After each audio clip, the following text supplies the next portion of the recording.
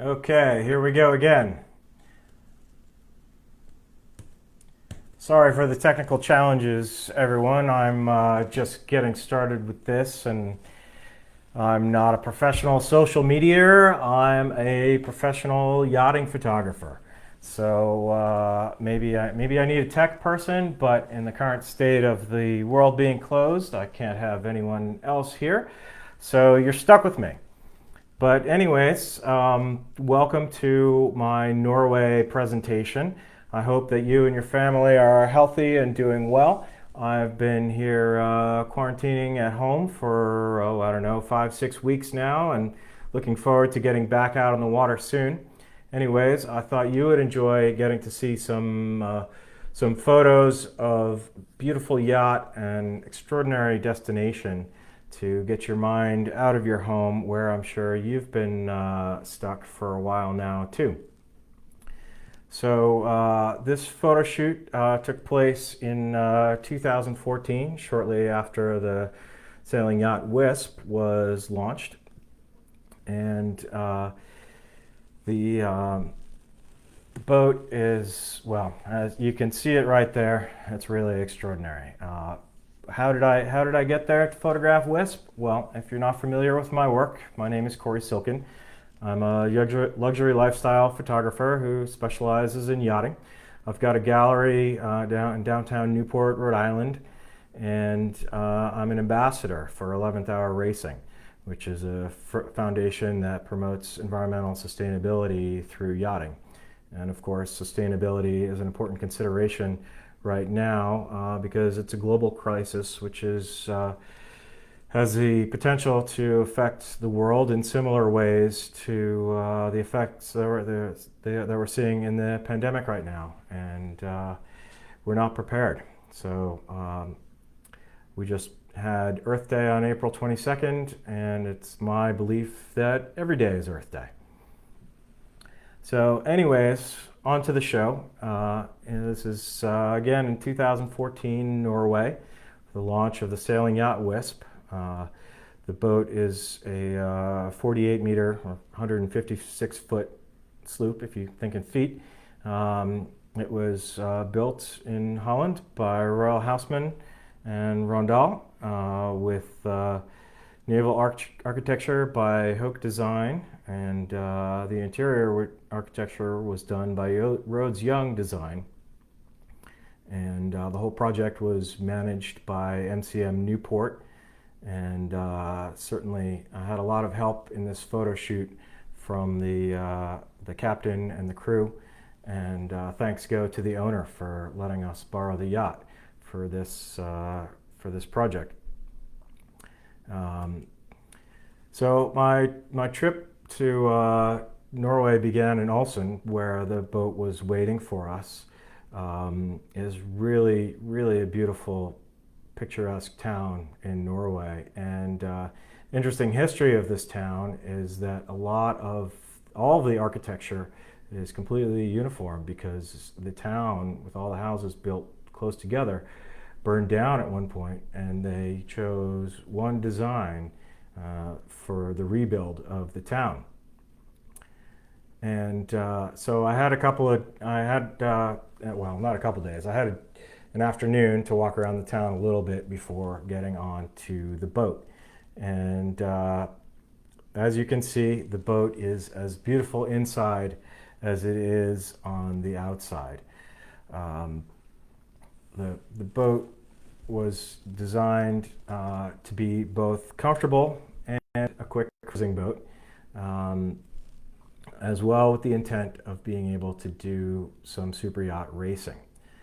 Now, in photographing a project like this, when I get onto the boat, I usually like to get right into shooting. If the boat, as it was sitting on the dock in Ulsan, we had some time before we were scheduled to depart to go up into the fjords. So I took that opportunity to shoot whatever I could on the interior of the boat that didn't really show the surroundings of the boat so much, just to bang off as many shots as I could, really get a lot of as much of the shot list done as quickly as possible, because of course photographing boats, you're really at the mercy of the weather, and you don't quite know what's going to happen, and whether a photo shoot might get cut short or whether there might be some mechanical problem. So I got right into it, and it's really a joy for me being able to shoot a yacht like this, because I like to do everything at the highest quality level and focus on the details. And the details on this boat, as you can see, are just magnificent. Even in the heads. I mean, everything between the materials and the lighting design, it all comes together beautifully. Here's the library, which is right off the master cabin in the yacht, and some more. You can see the just the detail and the wallpaper and how well it matches with the fabrics. Really nicely done. And the woods and everything handmade and absolutely beautiful. And there's a little behind the lens shot. I have to thank my producer Urian for a few of these behind the scenes images that I was lucky enough to have. It's great when I am on a shoot and I have the opportunity to work with my clients on site. And it doesn't always happen, but I certainly relish those times when it does. And well, there's an interesting shot. If you've ever wondered how the china doesn't break on a sailing yacht when it's heeled over, it's got these beautiful custom-made cabinets that hold everything just so. Nice to have everything in its place. And as well, you take the opportunity to have a space for everything. If there's any empty space, it does not go wasted. And also, it's easy access for your wine when you're sitting in the salon and you need another bottle. Well, they're right there in the coffee table. The crew quarters on this boat were not too shabby either. It's tight living, of course, but not a bad place to be. Not very bright and airy space. Nice to have portholes. And the crew on this boat actually even had their own cockpit up on deck. Certainly a very workable galley. And the mechanical areas on this boat were very organized and spacious, well planned as well. Of course, there's a lot of mechanics that go into a boat like this. And on a shoot like this, I do capture the mechanical areas as well. Here you see some of the winches for the captive lines. And there we are down in the engine room, sweating, getting it done. And it was a lot of shiny reflective surfaces, which I had been avoiding in the shoots. So I figured, well, it was worth taking the opportunity to actually get myself in one of the shots. And so at the end of our first day shooting on board the boat in Ulsan, we headed out up into the fjords. And you can see it really is dramatic scenery up there. When you have the ocean meeting the mountains, it is so beautiful. And this is the beginning of, or the middle of June, mid-June.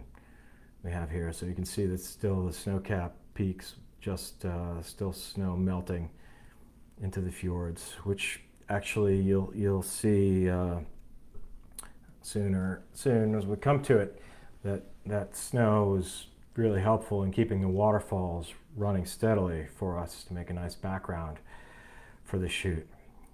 Really beautiful, dramatic skies in between some of the squalls that we had there. And as well, we weren't alone. You've probably seen a lot of Norwegian cruise ships, and well, this is one of the reasons. They do a lot of fjord tours in large cruise ships, which is, well, one way to access it.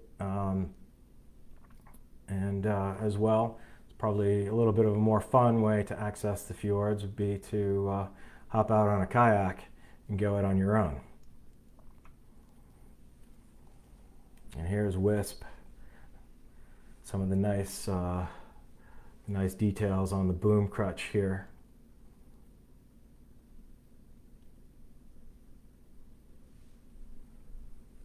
And we did get really lucky with the weather. This was really the only major squall that we encountered through the trip. There was some rain, which threw a little wrench into some of the exterior shooting that we had scheduled as we went along, but really, all in all, we got pretty lucky. And here we are up at the top of Ranger Fjord, anchored for the evening, getting ready to shoot some images of the boat at anchor and some more interiors and on deck as well.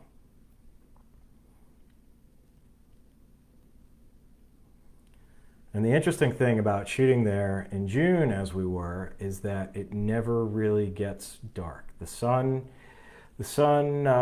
here on this fjord, it did, this was, I don't know, probably 8 or 9 at night. This is about as dark as it got up there. And which worked out nicely for me when I try to balance the exterior brightness with the interior lighting of the boat, to still be able to see a little bit outside, have a little bit of that nice blue glow contrasting to the warm interior lights. Here you have the nav station on the yacht and seating area up above.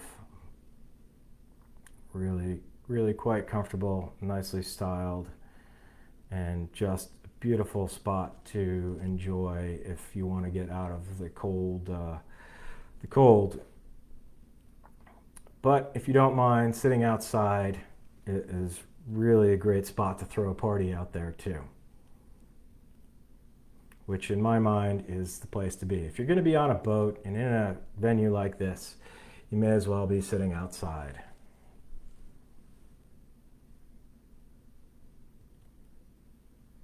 Here's the owner's cockpit. This boat actually has 3 small cockpits. This is the owner's cockpit all the way aft, which gives a nice privacy for the owner.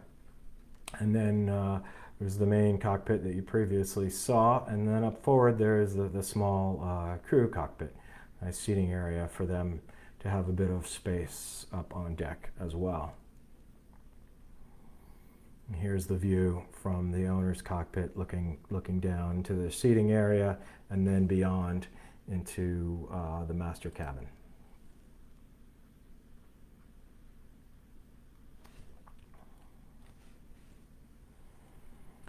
And the next day we headed out for this spectacular photo session in front of the Seven Sisters Waterfall, which is probably one of the more famous waterfalls that exists. And wouldn't you know it, the sun broke just enough to shine a shaft of light on the boat, and as I happened to be out in the rib, and the boat was just getting into position. Really lucky.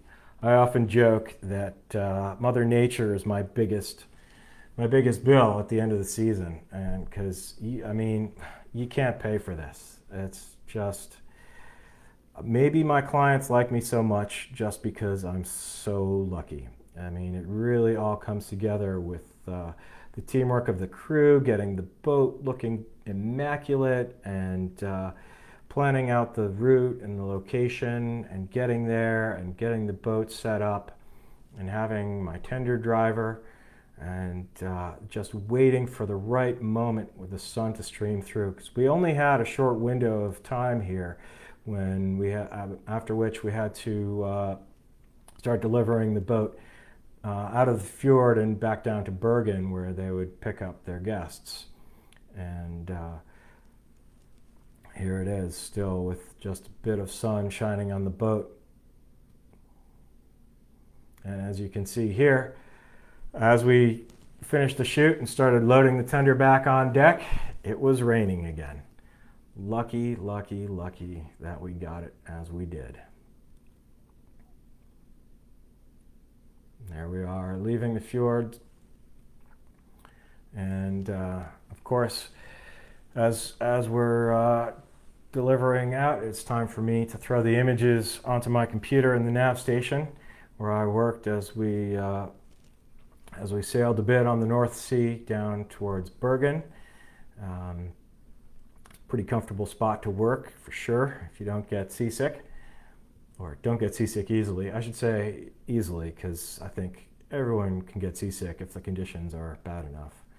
Here we are offshore in the North Sea, heading down towards Bergen, where I disembarked and the team started getting the boat ready for their guests, and also preparing for my aerial photo shoot. So the plan here was that I was to capture the boat on their way out, and it's really a tricky sort of thing trying to communicate with the boat and the helicopter, and trying to get everything perfectly organized, because when communication avenues don't always work, you don't know always that they're not going to have their sails up and be ready and waiting for you, ready to go as you arrive with the helicopter, which is billing you by the minute. And I think also there was some concern for the amount of wind that was present when they got to this open area where they were going to sail, heading back out to sea. But fortunately, they had a furling boom, and I could fudge it a little bit with them off the wind, and shot slow down the boat. Didn't make it look too bad with the sail reefed. Of course, for the photography, you always like to see boat under full sail, but here she really looked quite good, even considering the limitation of there being a lot of wind. And as well, you have to consider that this was really their first trip with the boat, so they hadn't had experience sailing with in these conditions before, and it was a bit of a test of the boat.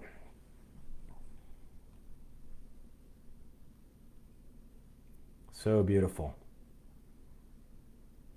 Aside from strong breeze, we really did get a perfect day. So thanks again to Mother Nature and the crew and my team for making it all happen.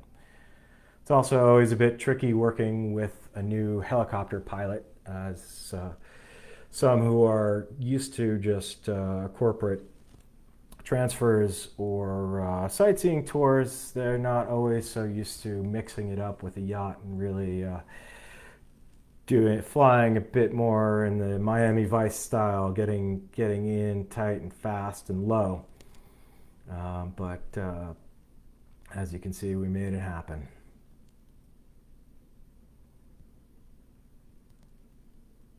Beautiful lines on this boat.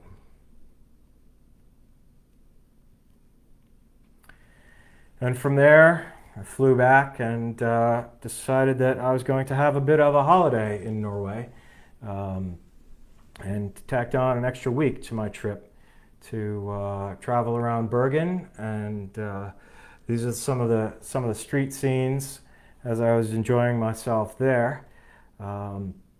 It was really interesting to see all the locals on a warm sunny day who will hop out in their boats and head into town.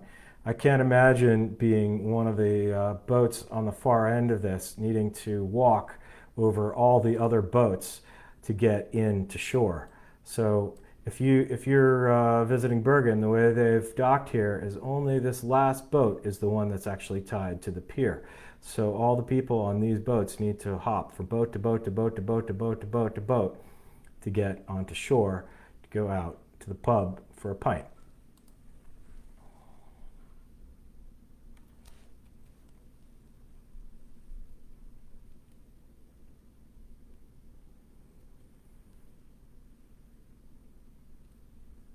Really is a beautiful spot to be on a boat, though.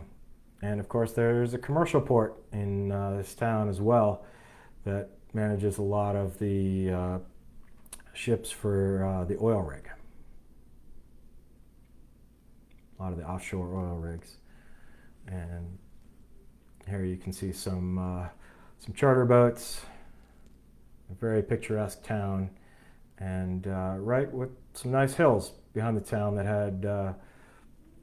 had some great hiking trails, and were also a good spot for a photo shoot overlooking the town.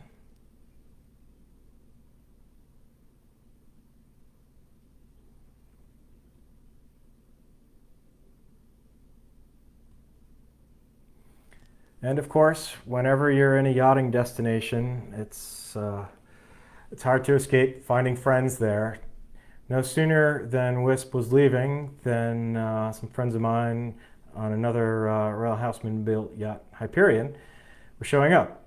So it was nice to be able to tour around the town with them and roam around and take some photos and not be flying solo for a day.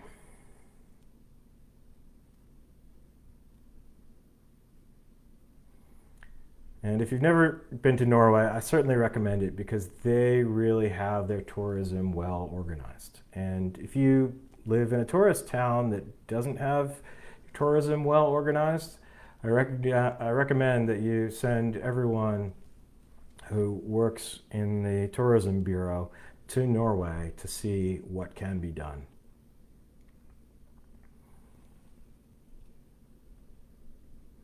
Really beautiful there, just a short walk out of town. You can be out hiking.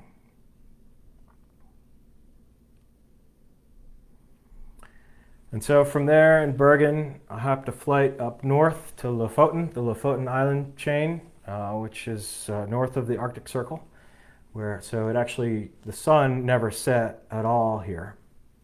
I started off in Henningsvær, which was a beautiful spot.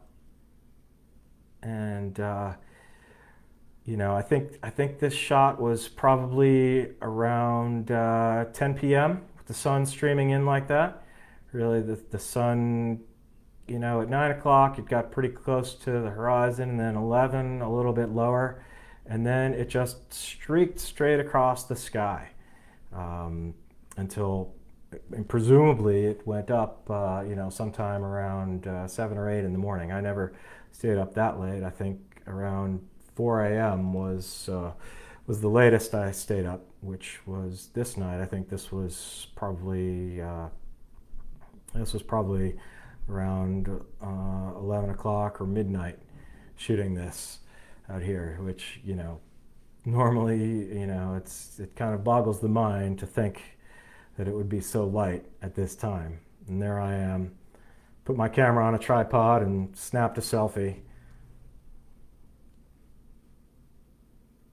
Yeah, this is probably getting into 3, 4 in the morning. Very beautiful. That's as low as the sun would get, and this was right around summer solstice. I think June 22nd, longest day of the year.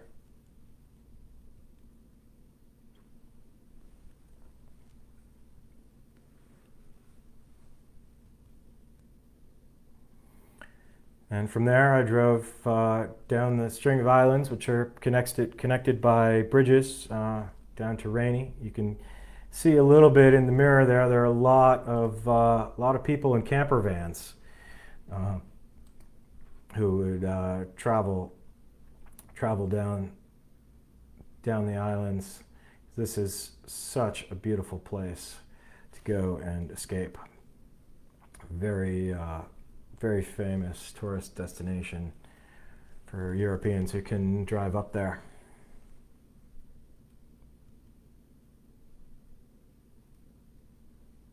Dramatic landscape in every direction. Color, black and white, doesn't matter. Looks gorgeous anyway. And so while I was there, I was staying in these old fisherman huts called Rorbo, which were all painted red and white, just like the Norwegian flag. And there's actually a company that owns them that has converted a number of them on different islands into resort property. And you could arrange a trip with them where you would spend one night on each island, going down the chain for over the course of a week or however many nights you want. So I was just ahead of the really busy summer tourist season there, and actually, even being that it was the middle of June, this was a particularly cold June and was even lightly snowing this night, which I was told was quite uncommon for them. As you can see, very picturesque. Great little harbor with all the fishing huts just built on stilts right up at the water's edge. Of course, the fishing that they do here in the Gulf Stream is for cod. Here are some of the contemporary fishing boats in one of the ports. And there's the cod. What they would do is they would dry it on these posts that were set up everywhere behind the piers. And there's all the cod hanging, and well, a couple of birds keeping a close watch over it.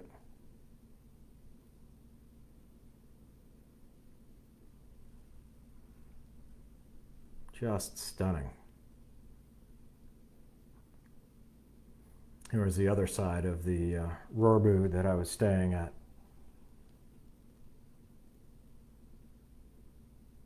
Really an idyllic spot.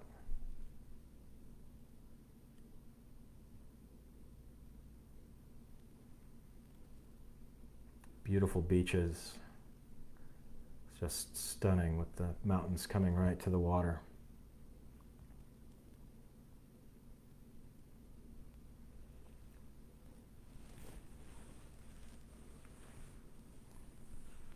And here we are in Fjord, which is another one of the islands in the string as I was heading down.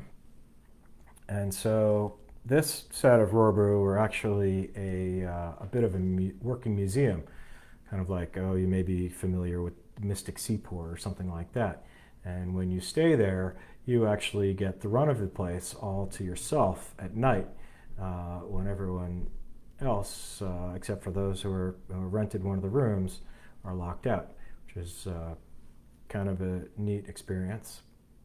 And these, the dockage here is also available to transients. So if you had your boat and wanted to sail up there, you could stay in these old fishing villages as well.